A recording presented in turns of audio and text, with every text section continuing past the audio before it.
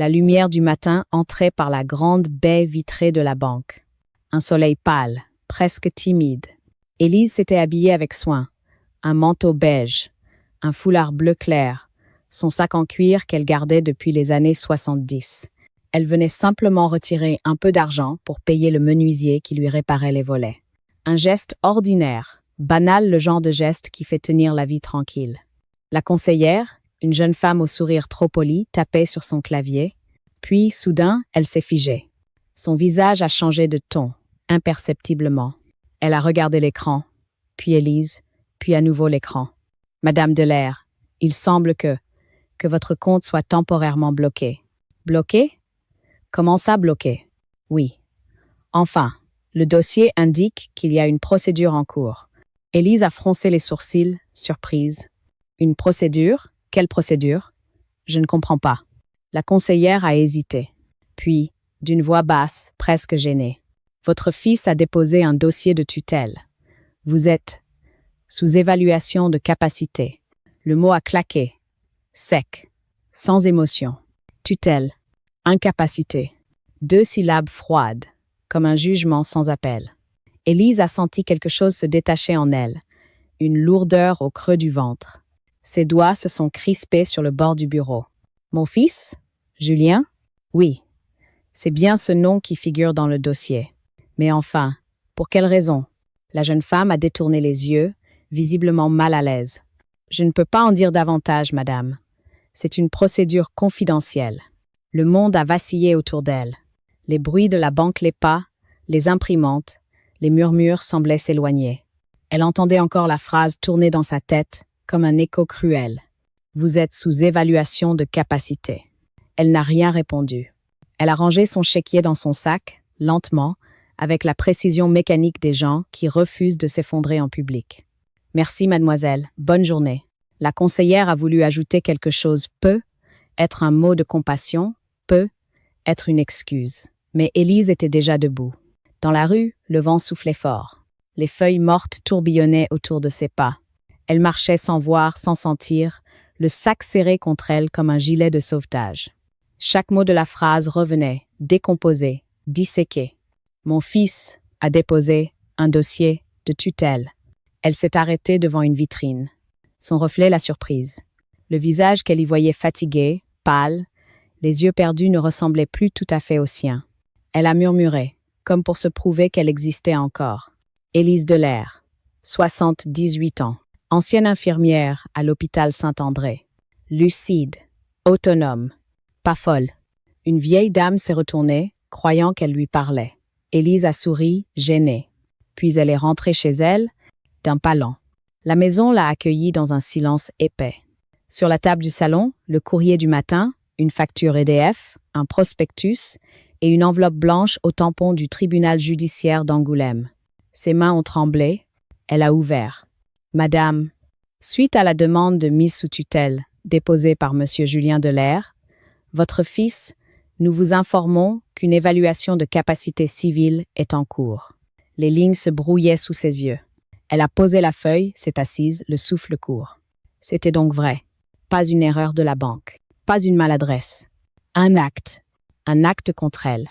Elle a fermé les yeux. Une seule image lui est venue. Julien, enfant, sur la plage d'Oléron, courant vers elle, criant « Maman, regarde !» Le petit garçon qu'elle avait élevé seul, qui avait pleuré dans ses bras la mort de son père. Celui-là même venait de la déclarer incapable. Elle a murmuré « Incapable de quoi? De vivre, d'aimer, d'être ta mère ?» Les mots ne sortaient plus. Un vide lourd remplissait la pièce. Au bout d'un long moment, elle s'est levée. Elle est allée chercher son carnet, celui qu'elle tenait depuis des années, ses listes de courses, ses pensées, ses souvenirs. Elle l'a ouvert à une page neuve, a pris son stylo à encre bleue et a écrit lentement, d'une main ferme. « Aujourd'hui, mon fils m'a rayé du monde des adultes. » Puis, en dessous, ils disent que je ne suis plus capable. Pourtant, c'est moi qui ai tout bâti, tout payé, tout transmis. J'ai soigné les autres, j'ai tenu les morts, j'ai porté la fatigue du monde. Et c'est maintenant qu'on m'enlève le droit de signer. Elle a reposé le stylo, refermé le carnet. La colère ne venait pas. Pas encore. Seulement une lucidité glaciale, un sentiment d'irréalité, comme si sa propre vie lui échappait par un trou invisible. Le téléphone a sonné. C'était Julien. Sa voix, toujours calme, trop calme. « Maman, tu es passée à la banque ce matin? »« Oui, tu n'aurais pas dû, le temps que tout soit mis en ordre. »« En ordre? » ?»« Oui, pour ta tranquillité. Tu sais, c'est mieux que quelqu'un t'aide à gérer les papiers maintenant. Tu oublies des choses parfois. » Elle a laissé un silence. Puis d'une voix basse. « J'oublie, peut être. Mais je n'oublierai jamais ça. » Elle a raccroché. Le soir, elle a ouvert la fenêtre. L'air était froid, mais elle avait besoin de respirer. Dans le jardin, les lavandes étaient sèches, mais debout. Elle les a regardées longtemps, se disant qu'elles aussi savaient survivre sans eau, sans soins, en silence. Avant de se coucher, elle a relu ce qu'elle avait écrit. Et elle a ajouté, d'une écriture plus serrée, « Je ne crierai pas, je prouverai. » Puis elle a fermé le carnet, posé ses lunettes et soufflé la lampe. Le combat venait de commencer, pas celui du bruit, mais celui de la preuve. Avant cette histoire de tutelle, ma vie tenait dans des choses simples. Une maison claire au bord de la Charente, un jardin que je taillais seul, un carnet où je notais la météo, les dépenses et parfois les souvenirs. Je n'avais jamais cherché grand-chose, sinon la tranquillité et la continuité. Je croyais que c'était ça, la réussite, que rien ne s'effondre.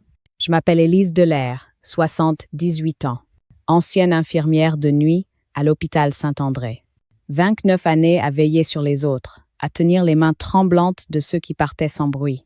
Je n'ai jamais fait fortune, mais j'ai travaillé droit, sans jamais manquer une garde.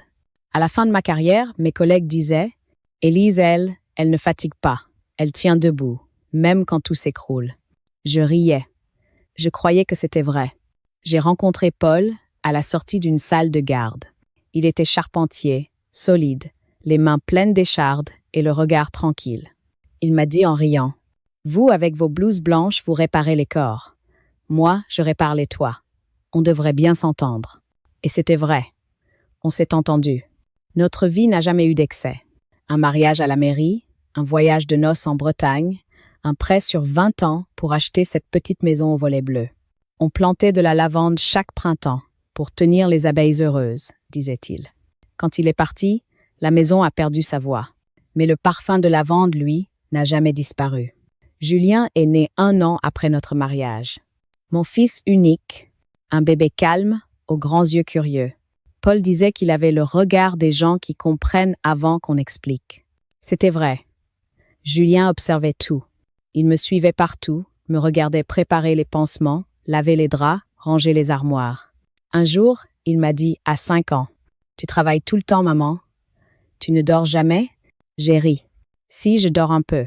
Et toi, dors pour 2. » Je croyais lui apprendre la patience, le respect, la valeur de l'effort. Je ne savais pas encore que ces valeurs-là, quand elles passent dans le monde d'aujourd'hui, se transforment en froideur, en efficacité. Julien a grandi avec la précision du fils d'ouvrier qui veut faire mieux. Il a fait des études brillantes. Il est devenu ingénieur, puis chef d'entreprise. Chef, le mot me fait sourire aujourd'hui. À force de commander, il a oublié de demander. Quand Paul est mort, Julien vivait déjà à Paris. Il est revenu pour l'enterrement, 2 jours seulement. Il avait les yeux rouges, la mâchoire serrée. À la fin de la cérémonie, il m'a serré dans ses bras et m'a dit « Ne t'inquiète pas, maman, je m'occuperai de tout. » J'y ai cru. C'est sans doute là ma première erreur. Confondre promesse et possession. Je suis restée seule dans la maison. Les premiers mois ont été durs, puis le quotidien a repris. Je continuais à faire mes courses à pied, à jardiner, à cuisiner pour moi seule. Je me sentais utile à ma façon. Je rendais service aux voisins.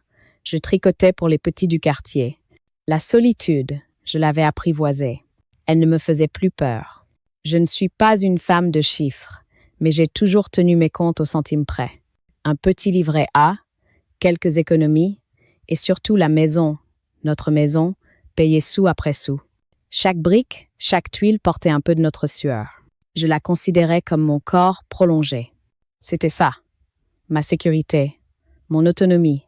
Quand on me disait « Tu devrais vendre Élise, aller en résidence senior », je répondais « On ne vend pas sa mémoire ». Julien m'appelait 1 fois par semaine, parfois moins. Ses phrases étaient courtes, efficaces. « Tout va bien, maman? Oui, tout va bien. Tu ne manques de rien? De toi, peut être. Il riait, gêné, et changeait de sujet. Je sentais la distance grandir, mais je me disais que c'était normal. Les enfants vivent leur vie. Et puis, il y a 2 ans, il a commencé à se montrer prévenant. Il m'a proposé de simplifier mes démarches. J'ai accepté, par confiance.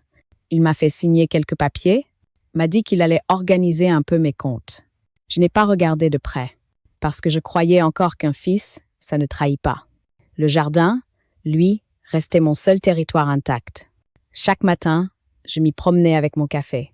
Je parlais aux plantes. Je taillais les lavandes, j'arrosais les géraniums.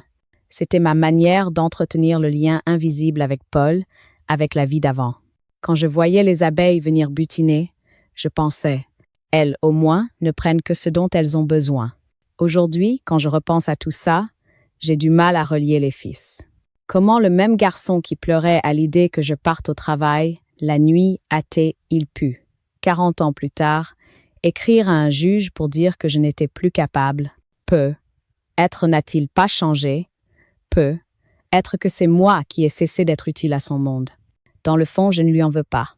Je me dis seulement qu'on ne transmet jamais les valeurs comme on croit. J'ai voulu lui apprendre la dignité du travail. Il n'en a gardé que le goût du contrôle.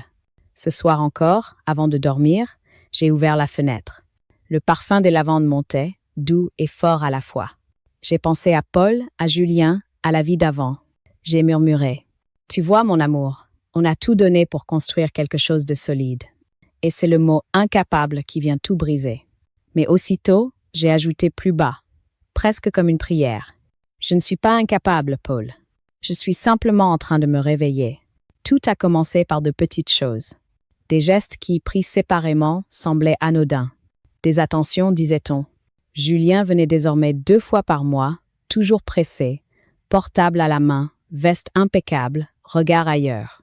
Il entrait, posait un baiser sur ma joue, et dès la première minute, ses yeux se posaient sur les papiers, les factures, le carnet posé sur la table. « Maman, tu devrais me laisser t'aider un peu pour tout ça. » Tout ça, les papiers, les comptes, les abonnements.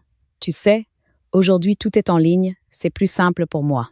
Je lui ai souri, un peu honteuse de ne pas être à jour.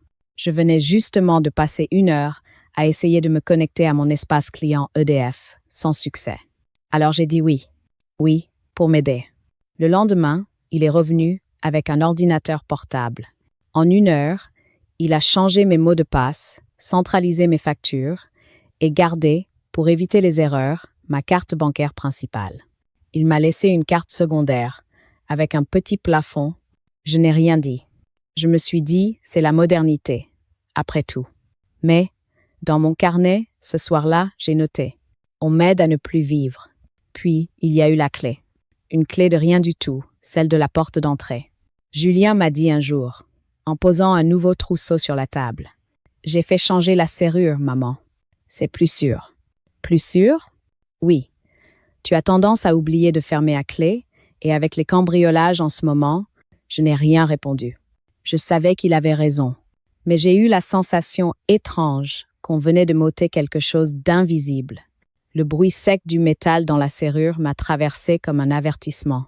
À partir de là, j'ai eu besoin de sonner chez moi quand il venait. Et cette image, moi attendant qu'on m'ouvre ma propre porte, est restée plantée dans ma tête comme une écharde. Un dimanche, il est venu avec Claire, sa femme. Ils se sont installés au salon, l'air grave. Claire a pris ma main. « Élise, on a réfléchi.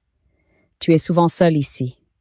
On se demandait s'il ne serait pas plus raisonnable que tu t'installes près de nous, à Poitiers. » À Poitiers, mais ma vie est ici. Justement, il faut peu être tourné la page, non? Julien a ajouté, on pourrait vendre la maison. Avec le prix du terrain, tu aurais un bel appartement en résidence senior. J'ai senti mon cœur se serrer. Le mot vendre a toujours eu pour moi une odeur de perte. Je leur ai répondu calmement. Cette maison, c'est tout ce que j'ai bâti avec votre père. Elle ne se vendra pas tant que je saurai respirer. Ils se sont regardés. Un de ces regards rapides, qui disent « elle ne comprend pas ». Et moi, j'ai compris, justement. Peu à peu, tout s'est mis à passer par lui. le courrier, les factures, même les rendez-vous médicaux. Un jour, je n'ai plus reçu la facture du téléphone. J'ai cru à un oubli, jusqu'à ce que je découvre qu'il avait résilié l'abonnement inutile. Il avait pris un portable à sa charge, qu'il gardait pour surveiller. Il disait « Si tu as besoin de moi, tu m'appelles sur le mien, c'est plus simple. » Mais c'était toujours moi qui appelais. Lui, rarement. À la pharmacie, la vendeuse m'a dit un matin « Ah, c'est votre fils maintenant qui règle vos ordonnances? Il est gentil. » J'ai souri par réflexe. Mais à l'intérieur, quelque chose se fissurait. Le pire, je crois, fut ce jour à la banque. J'étais venu déposer un chèque de remboursement de mutuelle. Julien m'avait accompagné pour vérifier. Il parlait au guichet à ma place, avec ce ton professionnel que je ne lui connaissais qu'au téléphone. Oui, ma mère a du mal avec les formulaires, vous comprenez. On préfère centraliser sur un seul compte. La conseillère hochait la tête. Et moi, debout derrière lui, je n'existais plus. J'étais une présence qu'on contourne, poliment. Quand il a dit cette phrase, elle devient confuse, ma mère. J'ai cru que le sol s'ouvrait. Je ne l'avais jamais entendu parler de moi à la troisième personne. Je suis rentrée seule, sous la pluie. Le soir, j'ai noté dans mon carnet, d'une main tremblante. Je ne suis pas confuse. Je suis effacée. À partir de là, j'ai commencé à observer. Chaque mot, chaque décision, chaque silence. Je me suis mise à relire les papiers qu'il laissait sur la table, les courriels qu'il imprimait pour moi. J'y voyais des phrases administratives, du langage sec, gestion, procuration, sécurité, transfert. Des mots qui sentent la rationalité, mais tuent la confiance. Je savais qu'il m'aimait encore, d'une certaine façon, mais ce n'était plus l'amour d'un fils. C'était l'amour du tuteur pour sa patiente imaginaire. Un soir, alors qu'il rangeait les documents dans sa serviette, je lui ai demandé doucement « Julien, tu crois que je ne sais plus faire les choses ?» Il a hésité, puis répondu, sans lever les yeux. « Non, maman, mais il faut être réaliste. Tu vieillis, et moi je veux juste t'éviter des soucis. » J'ai souri. Ce mot réaliste sonnait comme un verdict. J'ai pensé « Il croit me protéger, mais c'est de ma propre vie qu'il me protège. » Quand il est parti, j'ai allumé la lampe du salon et j'ai relu mes notes. Je les ai classées par date, méthodiquement, comme je le faisais à l'hôpital. Et j'ai ajouté une ligne, la première d'une longue série. Jour 1. La dépossession commence toujours avec de bonnes intentions. Ce soir-là, j'ai dormi peu. Je me suis levée à 3 heures et regardé la maison endormie. La clé neuve brillait sur la table. Je l'ai prise, l'ai serrée dans ma main. C'était lourd, froid, mais au fond de moi, une certitude s'ancrait lentement. Ils peuvent me dire confuse. Moi, je vais apprendre à être précise. C'est arrivé un matin de mars, froid et clair. Le facteur a glissé une enveloppe beige sous la porte. Je l'ai trouvée en descendant chercher le courrier. L'entête m'a glacé. Tribunal judiciaire d'Angoulême, service des contentieux de la protection. Je me suis assise avant de l'ouvrir. Je sentais déjà que quelque chose, une fois encore, allait m'être enlevé. À l'intérieur, une lettre administrative, rédigée dans le ton neutre des sentences. Madame, suite à la demande de mise sous tutelle déposée par Monsieur Julien Delair, votre fils, nous vous informons qu'une évaluation de votre capacité civile est en cours. Vous serez convoqué dans les 15 jours pour examen par le médecin agréé. Je l'ai relu 3 fois. Chaque mot était un coup de marteau. Mise sous tutelle, capacité civile, des termes qui ne disent pas la violence qu'ils contiennent. Julien avait osé, sans un mot, sans un appel. Il avait fait de moi une affaire. Je me suis levée, j'ai fait le tour de la pièce. Les objets me semblaient étrangers. La table, la lampe, les cadres. Tout ce que j'avais choisi, nettoyé, payé, ne m'appartenait plus tout à fait. Je n'étais plus une propriétaire, ni même une citoyenne. J'étais une personne à évaluer. Je me suis forcée à relire. À la fin de la lettre, une annexe. Pièce justificative jointe. 2 documents photocopiés. Un rapport médical daté du mois précédent. Une attestation signée, Dr Monsieur Duret. Je connaissais ce nom. C'était un ancien collègue de Julien, rencontré une fois à un dîner. Il avait dit, ce soir-là, en me serrant la main, « Ah, la maman d'un ingénieur si brillant. Vous devez être fier. » Je regardais sa signature reproduite à l'encre noire, sèche, mécanique. Dans le rapport, il était écrit: Madame Delair présente des signes de confusion cognitive légère, nécessitant un accompagnement de gestion patrimoniale. Et plus bas, avis favorable à l'ouverture d'une mesure de tutelle partielle. Je me suis sentie vidée. Ce n'était pas seulement une trahison, c'était une orchestration. Un complot bienveillant, comme on dit, pour adoucir la cruauté. Je n'avais jamais consulté ce médecin, pas une seule fois.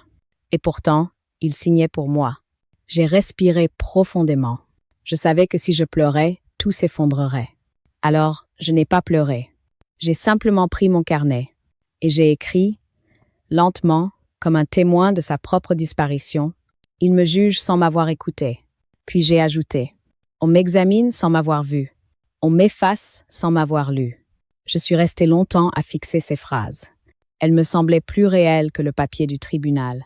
Le soir, j'ai ouvert la vieille boîte à papier que je gardais dans le buffet. À l'intérieur, les contrats, les factures, les courriers de la banque. Je les ai étalés sur la table comme un médecin étale ses instruments. J'ai pris mes lunettes et j'ai commencé à lire. Lentement, une ligne après l'autre. J'ai découvert des signatures qui n'étaient pas de moi. Des œufs de l'air, tremblés, penchés, maladroits. Et surtout, une procuration datée de janvier, autorisant Monsieur Julien Delair à gérer mes comptes à sa discrétion. Je n'avais jamais signé ce document. Jamais. Je me suis sentie à la fois glacée et en feu. J'ai vérifié l'encre, la date, les mentions marginales. Le paraphe ressemblait vaguement au mien, mais les lettres étaient trop espacées. Une imitation. Grossière, mais suffisante pour convaincre. J'ai recopié la phrase sur une feuille blanche. Je sous-signais « Élise Delair, donne procuration à mon fils Julien Delair ». Et j'ai écrit en dessous, d'une écriture ferme. Faux. Faux. Puis j'ai pris une photo. Je ne savais pas encore quoi en faire, mais j'avais appris, au long de ma carrière d'infirmière, que toute vérité commence par une trace écrite. La nuit tombait. Je n'ai pas allumé la lumière. Je voulais voir jusqu'où s'étendait la pénombre. Sur la table, les papiers semblaient flotter, comme des témoins silencieux d'une justice qui n'avait pas de visage. Je me suis souvenu d'un patient, autrefois, qui me disait « On me traite d'inconscient, mais personne ne m'a demandé ce que je ressentais. » Ce soir-là, je comprenais exactement ce qu'il voulait dire. J'ai ouvert à nouveau mon carnet et j'ai écrit « Je ne suis pas confuse.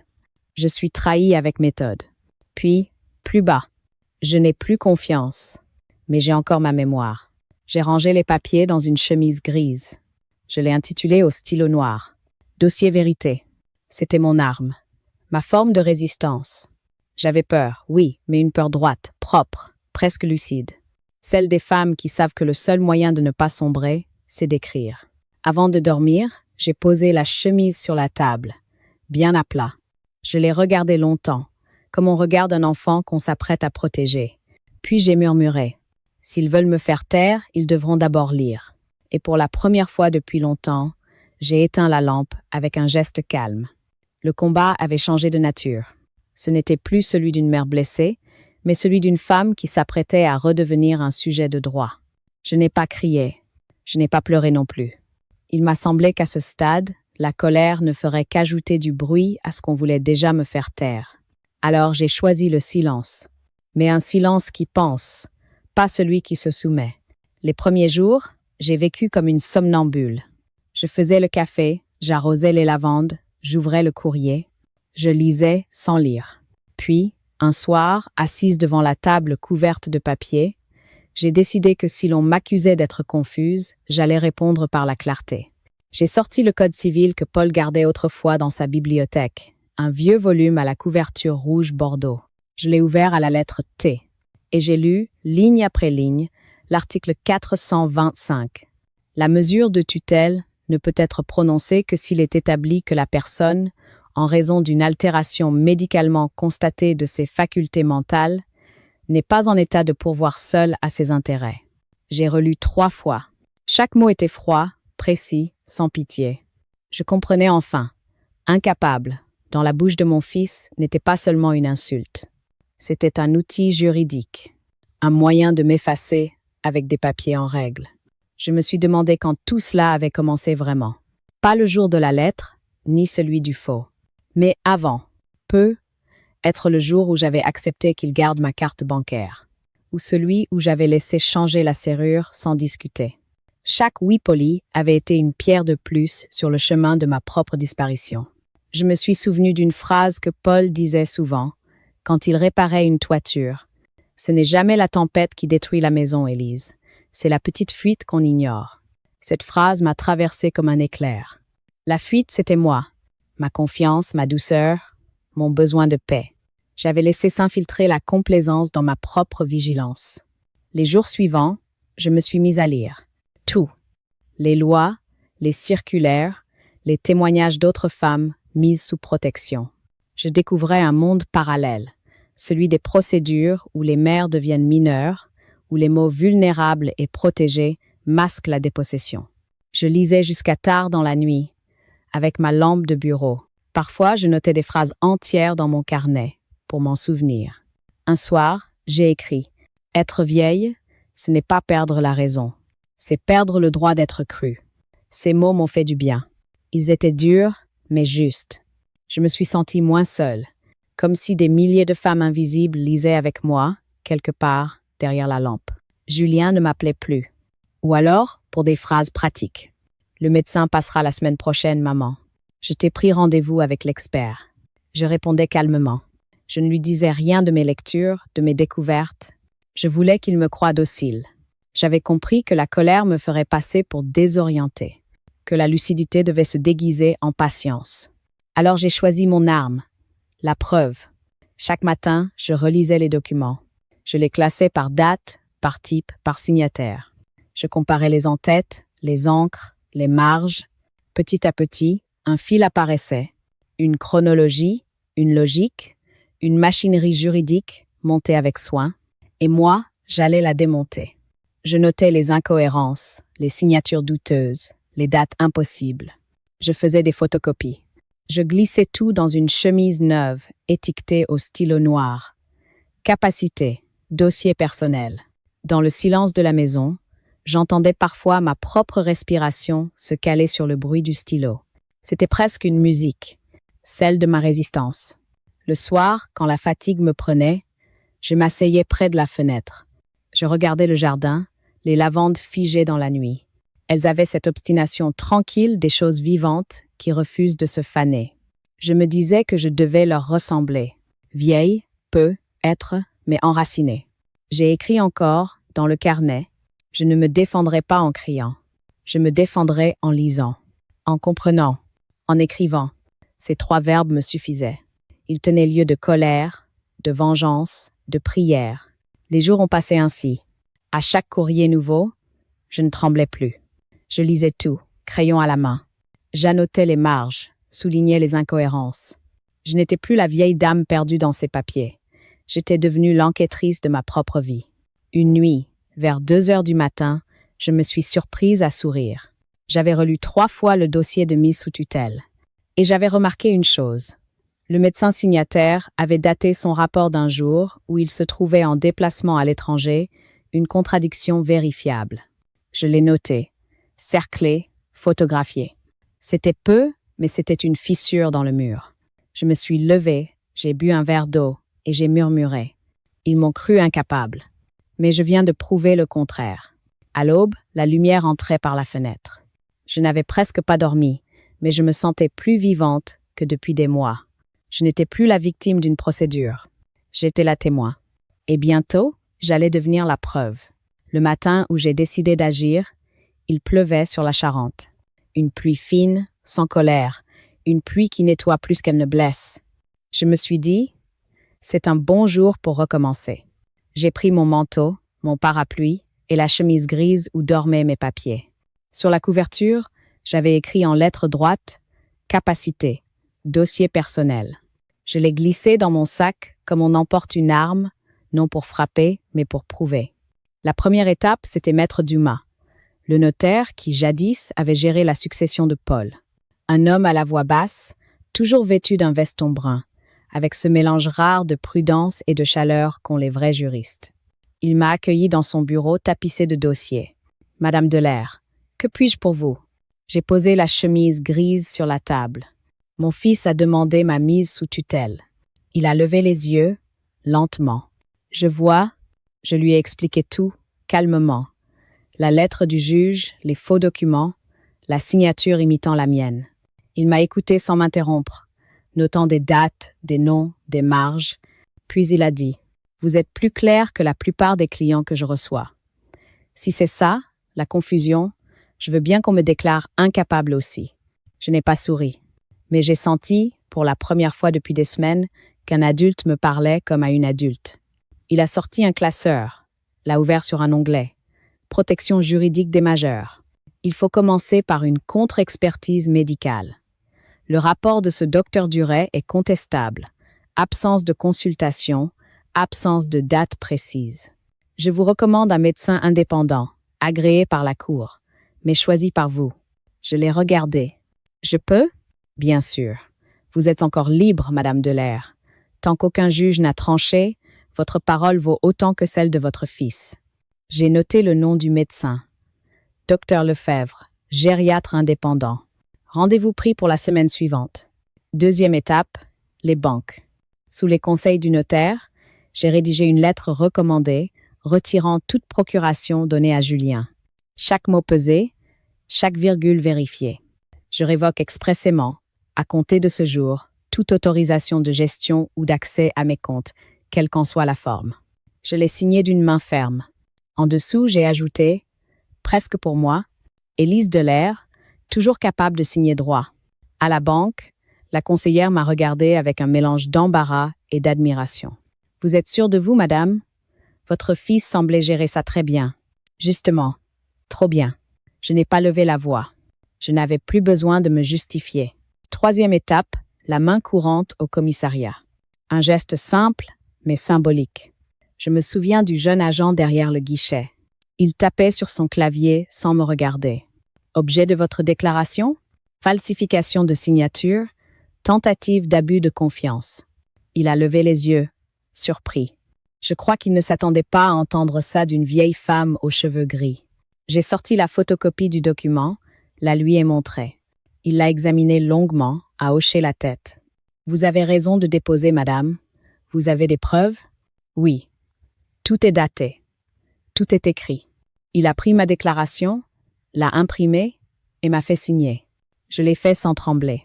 Quand il m'a tendu le reçu, il a dit doucement, « Vous savez, ça fait du bien de voir quelqu'un se défendre sans hurler. » Je lui ai répondu, « Le silence, jeune homme, c'est ma manière de frapper juste. » Le soir, j'ai rangé tous les documents dans la chemise.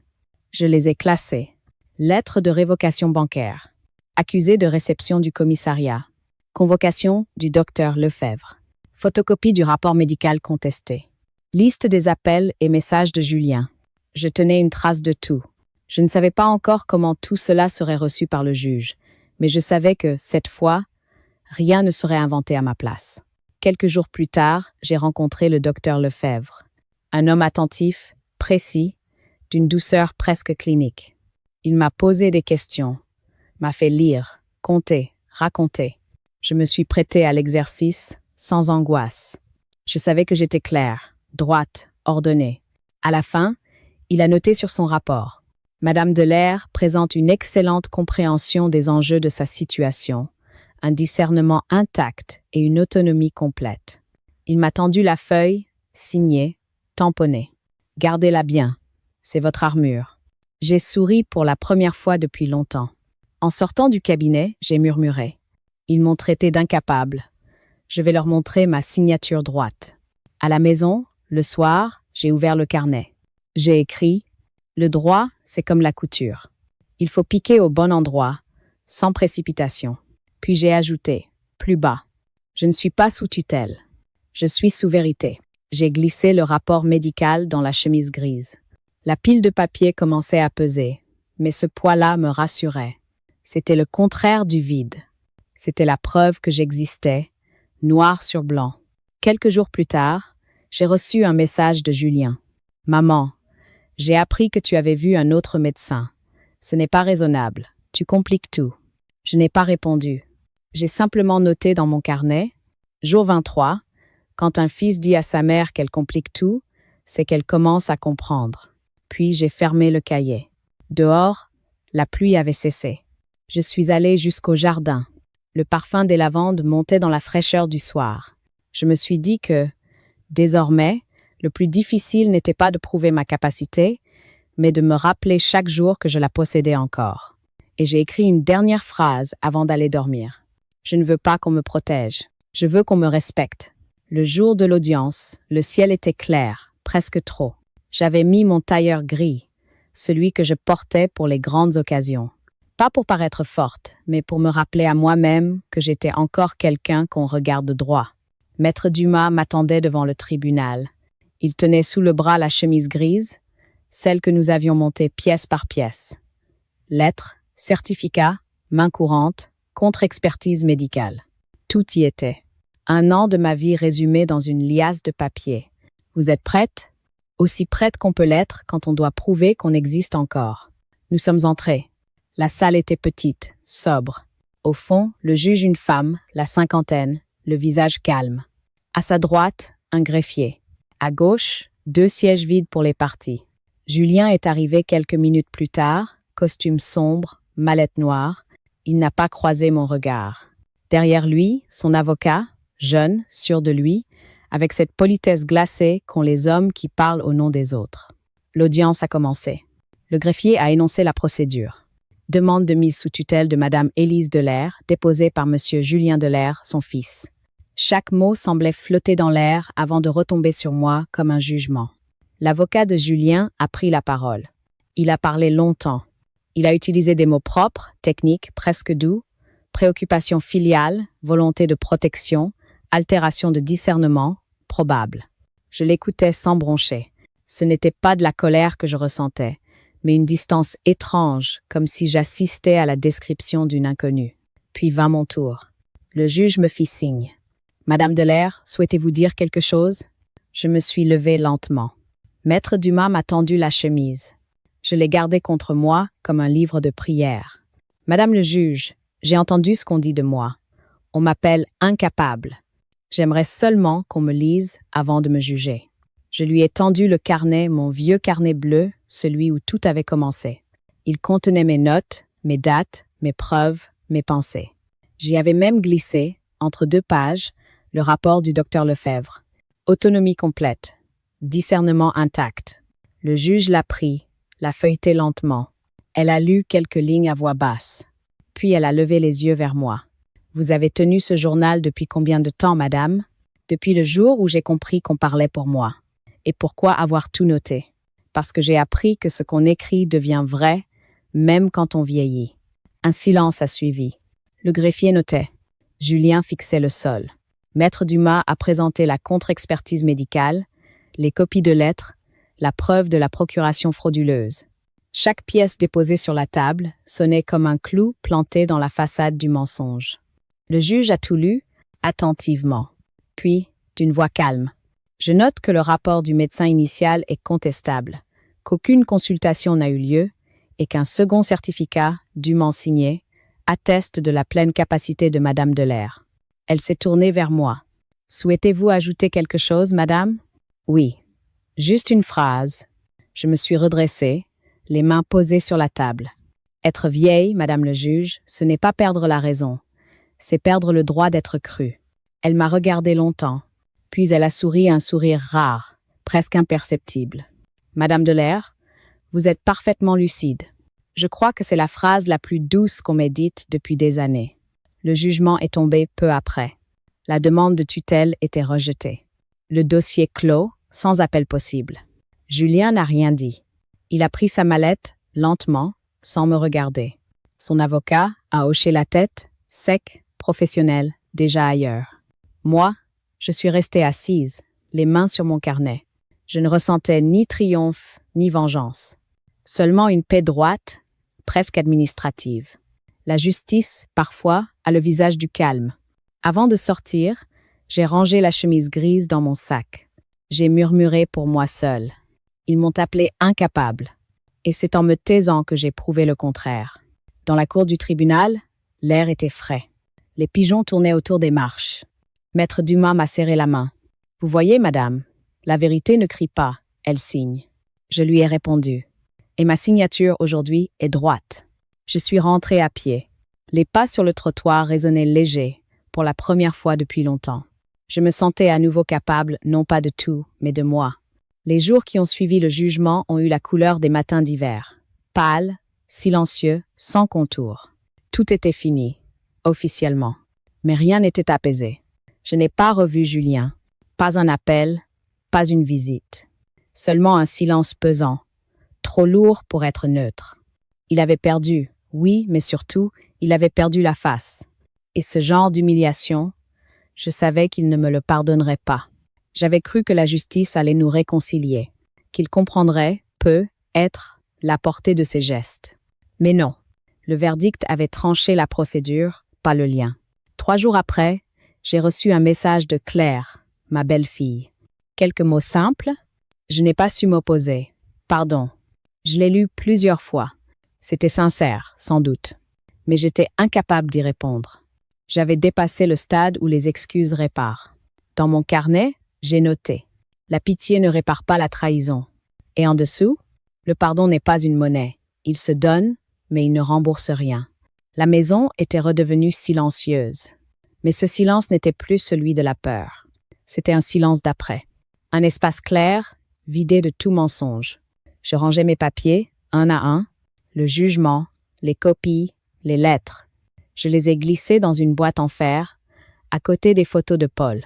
En refermant le couvercle, j'ai murmuré. Voilà, c'est fini. Il ne pourra plus jamais me déclarer incapable. J'ai ressenti une fatigue étrange, non pas dans le corps, mais dans l'âme. Comme après une longue garde à l'hôpital. Cette sensation d'avoir tenu, coûte que coûte, mais de ne plus vouloir expliquer. Le village, lui, avait tout su. Les murmures vont plus vite que les verdicts. À la boulangerie, certains baissaient les yeux, d'autres hochaient la tête d'un air complice. Je n'avais ni honte, ni fierté. Seulement une lucidité tranquille. Je savais que dans les petites villes, on juge toujours 2 fois. Une fois au tribunal, une fois au marché. Une voisine, Madeleine, m'a dit un matin « J'ai entendu dire que tu as gagné contre ton fils ?» J'ai souri. « Non, Madeleine, j'ai gagné contre un mot. » Elle n'a pas compris. Mais peu importe. Le plus difficile, c'était les souvenirs. Les repas de famille, les Noëls, les rires. Tout cela semblait appartenir à un autre monde, une autre vie. Je ne pouvais plus regarder les vieilles photos sans sentir une légère brûlure au creux du ventre. Ce n'était pas de la douleur, plutôt une nostalgie inversée, le regret de ce qui n'avait jamais été vrai. Un soir, j'ai pris un cadre, celui de Julien, à 8 ans, tenant un dessin maladroit. J'ai essuyé la poussière, puis je l'ai posé sur la cheminée. Je ne voulais pas effacer mon fils, seulement cesser de le confondre avec l'homme qu'il était devenu. Les nuits étaient longues. Je lisais beaucoup. Des livres de droit, encore, mais aussi des romans que je n'avais jamais pris le temps d'ouvrir. Je découvrais une paix lente dans ces lectures, une sorte de reconstruction par les mots. Parfois, je notais des phrases dans le carnet, sans raison.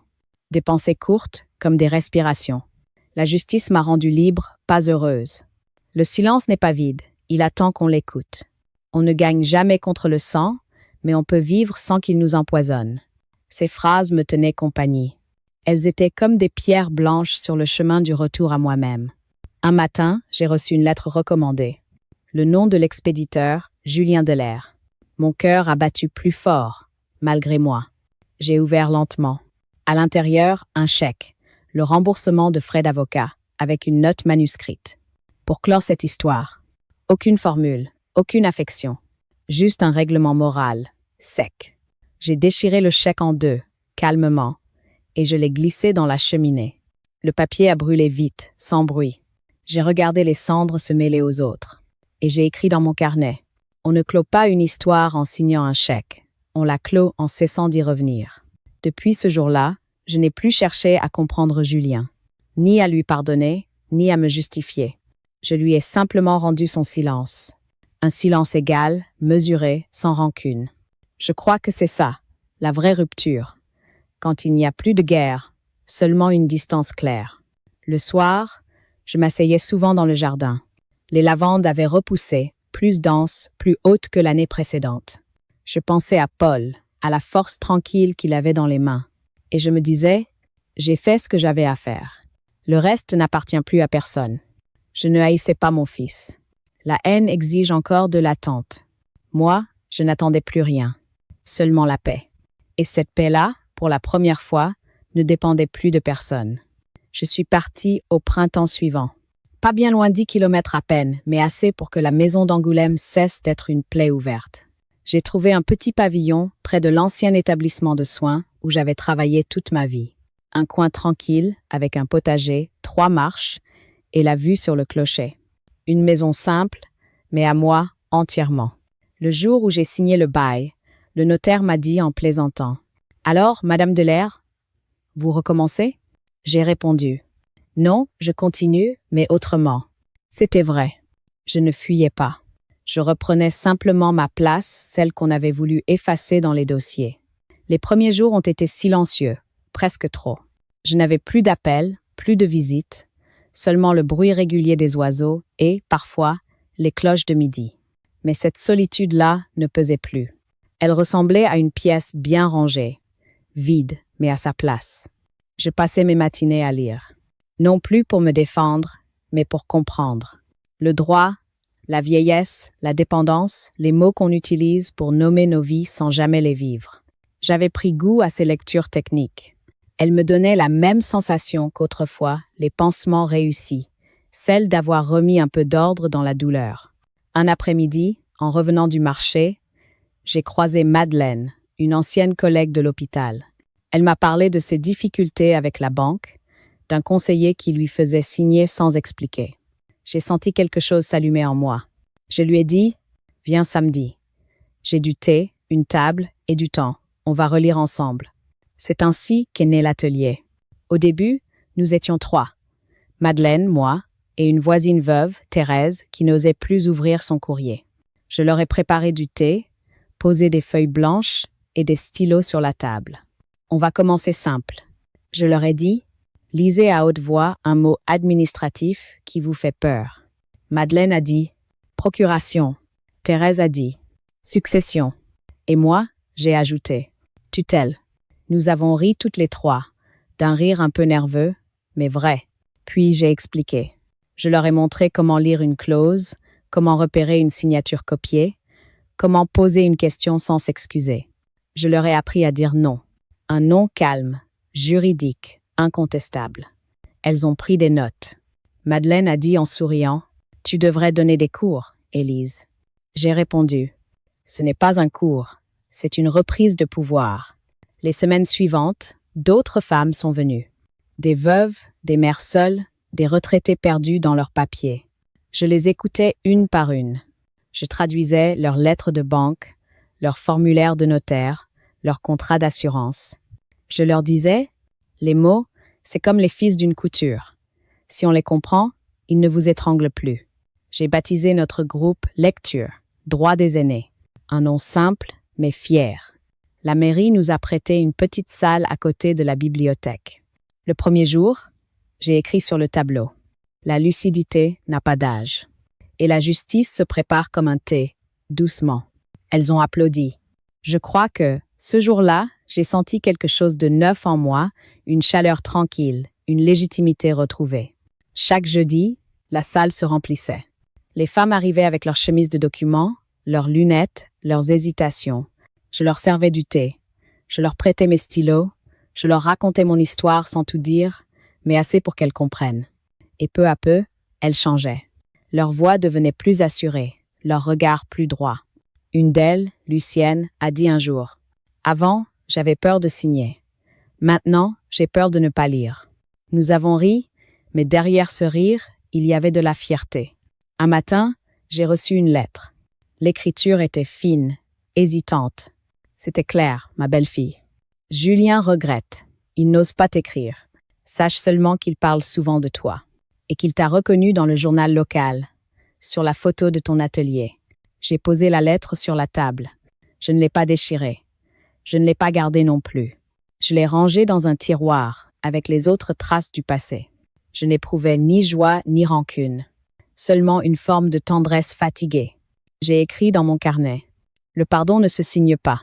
Il se pratique. » Puis j'ai ajouté, plus bas: « Je ne veux plus avoir raison contre eux. » Je veux simplement être en paix avec moi. L'été approchait. Les lavandes de mon nouveau jardin commençaient à fleurir. Chaque matin, j'en coupais quelques brins pour les offrir aux femmes de l'atelier. Nous les mettions dans des enveloppes avec une phrase de loi et une phrase de vie. C'était notre rituel. Une fleur pour le courage, un article pour la clarté.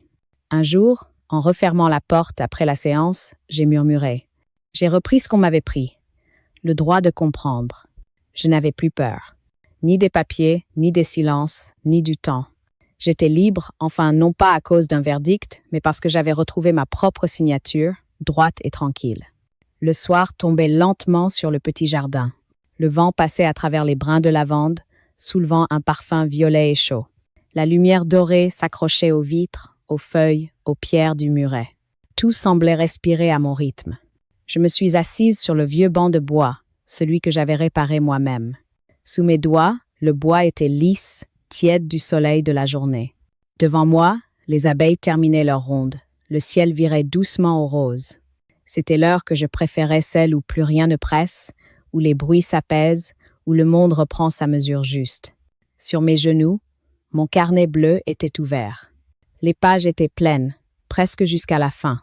Je le tenais comme un confident, comme un miroir. Ce carnet m'avait sauvé plus d'une fois. Il avait recueilli mes colères, mes preuves, mes doutes, mes vérités. Et maintenant, il n'était plus un dossier, mais un compagnon de route. Je me suis mise à écrire lentement, sans réfléchir, comme on laisse couler un ruisseau. La famille, parfois, c'est ce qu'on doit quitter pour redevenir soi. Je me suis arrêtée un instant. J'ai pensé à Julien, à son visage fermé, à ses gestes d'enfant, à sa voix d'homme devenu étranger. Je n'éprouvais plus ni colère ni tendresse, mais une reconnaissance étrange. C'est à travers sa trahison que j'avais redécouvert ma force. Je lui devais malgré tout cette lucidité. Sans lui, je n'aurais jamais su que la dignité. Ça se défend comme un bien précieux, pas par vengeance, mais par clarté. J'ai continué à écrire. J'ai été déclarée incapable, mais c'est en me défendant que j'ai prouvé ma capacité d'aimer sans me trahir. Ces mots m'ont ému, pas par fierté, mais parce qu'ils disaient enfin ce que je ressentais sans oser le formuler. J'avais choisi la loyauté envers moi-même. C'est peu être cela, vieillir dignement, ne plus chercher à convaincre ceux qui refusent d'écouter, mais se convaincre soi-même que l'on a eu raison de tenir debout. Le vent s'est levé un peu. J'ai levé les yeux vers les collines. L'air sentait la terre et le bois chaud.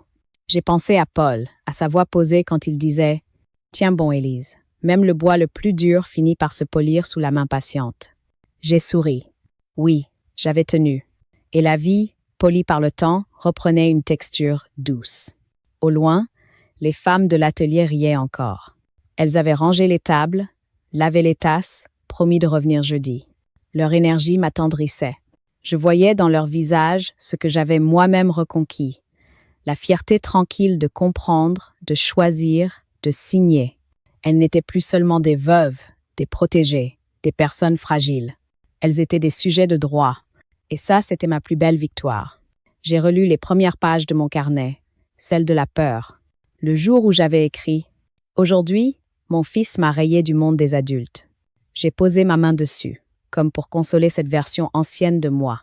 Je lui ai murmuré « Tu vois, Élise, tu as été effacée, oui, mais tu t'es réécrite, ligne après ligne. » Le crépuscule s'épaississait. Les lavandes ondulaient doucement sous la brise. Je me suis levée, j'ai fait quelques pas jusqu'à la barrière du jardin. Le monde entier semblait suspendu à cet instant de calme. J'ai compris que le combat n'était plus à mener. Il était gagné, non contre quelqu'un, mais contre la peur d'exister trop tard. Je me suis dit, on croit qu'on devient invisible avec l'âge, mais c'est seulement qu'on apprend à se regarder autrement. Je suis revenue vers le banc, j'ai pris mon stylo, j'ai ajouté, en bas de la page, « Je n'ai pas gagné contre mon fils. J'ai simplement repris le droit de me croire. » Puis, en dessous d'une écriture plus lente, presque solennelle, le silence peut aussi être une forme de justice. J'ai relu la phrase plusieurs fois. Elle vibrait doucement dans la lumière du soir. Elle contenait tout. La douleur, la dignité, la vérité, la paix. Ce silence que j'avais tant redouté était devenu ma voix. Il ne cachait plus rien. Il disait tout. Je me suis levée et rangé le carnet sur l'étagère de la cuisine, entre un pot de sucre et une boîte de thé. Sa place était là, au milieu des choses simples. Je n'en aurais plus besoin, du moins pas pour me défendre. Peut être un jour, pour écrire autre chose, une recette, un souvenir, une pensée douce. Le ciel passait du rose au violet. Les dernières abeilles retournaient à leur ruche. Je me suis assise de nouveau, les mains croisées sur mes genoux. Je n'étais plus une mère humiliée, ni une victime administrative. J'étais une femme libre, assise dans son jardin, respirant l'odeur des lavandes et de la justice retrouvée. J'ai fermé les yeux, et dans le silence de la soirée, j'ai entendu, très faiblement, la voix de Paul, quelque part, ou peu, être celle du vent. Tu as bien tenu, Élise. Tu as tenu juste. Alors j'ai souri. Pas un sourire de victoire, mais de paix.